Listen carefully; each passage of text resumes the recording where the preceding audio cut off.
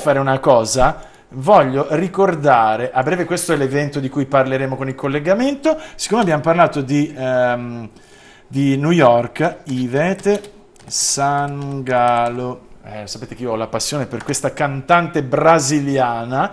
Allora, sappiate che tempo fa io ho parlato di Ivete Sangalo perché in pratica ho creato un po' la diatriba sul fatto che, ma come, lei è bravissima, hanno preso Pitbull e la J-Lo per fare la canzone ufficiale dei mondiali 2014 e non lei.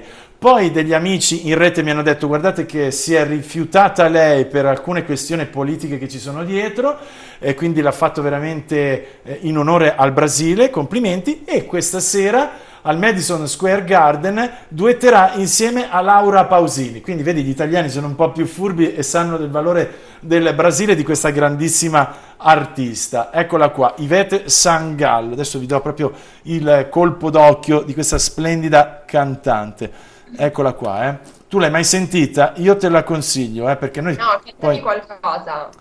Dimmi? Cantami qualcosa insomma, di quale stiamo parlando. Puera, puera, vuol dire polvere, cioè in pratica quando lei canta, ed è effettivamente così, alza la polvere perché è capace di fare un concerto per 3 ore e non stare mai ferma. Vabbè, io ve la Poi le consiglio. brasiliane sono... Esatto, sono splendide. Cerca se vuoi in rete Poeira e capirai quanto è forte questa ragazza.